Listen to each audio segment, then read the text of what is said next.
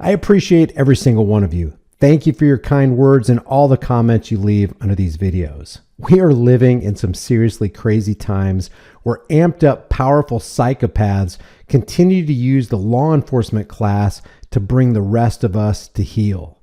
I was reading through the comments under my videos and I wanted to read a couple that hit me especially hard. One is very serious and the other one is pretty funny. First, from Rook Fork under my video entitled Ticketed for Filming. He posted, "Once upon a time, I was a passenger in the back seat of a car.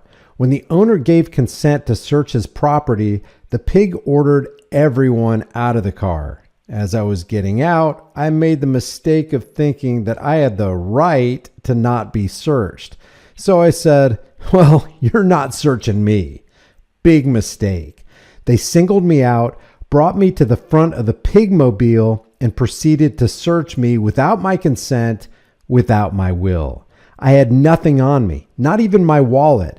I was placed in handcuffs, and with the slightest bit of defiance, the pig tripped me, and when I was face down with my hands cuffed behind my back, the cop, being so brave and strong and powerful, that tripped me, kneed me in my eye. It was at that very moment that I realized that not only was I a slave, but there are two types of slaves.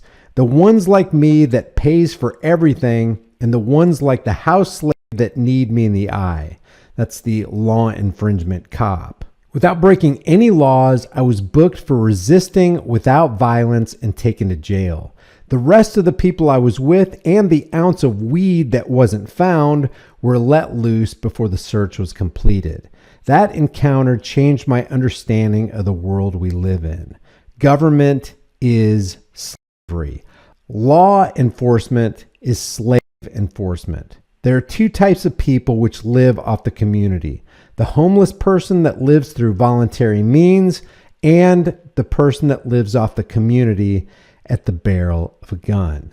We got to admit, to one degree, freedom is illusory.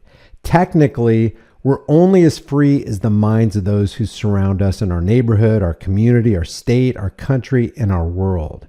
If the majority of the people are fine with their own slavery and call for slavery or government to hold you captive, it's going to be very difficult to get out of that insane asylum when the inmates are running the show and have the numbers to overpower us.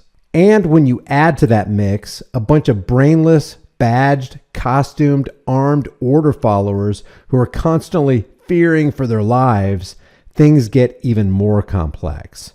The second one is a post by MW under my YouTube short entitled, "Who You Won't Call When You Know What Hits the Fan." I had an encounter with one of those people at a gas station a few weeks ago, and one of those people meaning who are confused about who they are and about reality in general. Let me set the scene. Had to whiz, so it's only fair that I buy something. Behind the cash register was a dude that looked like a Clark Kent clone, sipping a Dasani bottled water. To his right, sitting behind the counter, doing what looks like his liberal arts college homework, is a dude with Jason Momoa-length blue hair. With a 75-cent roll of breath mints in hand, I waited my turn. When I got to the counter, I said, "Kal-El, son of Jor-El, the last son of Krypton." The dude behind the register said, "Huh?" Slapping the dollar on the counter, I replied, "That's who you look like, man." The guy smirked as he took my money and gave me my change. "Dude, I have no idea what you're talking about." Mr. Blue Hair chimed in. "He's saying you look like Superman, and I agree. All you're missing is the glasses, and you're the spitting image of Superman. DC Comics, man." Superman clone's mouth made an "oh" as he nodded in understanding.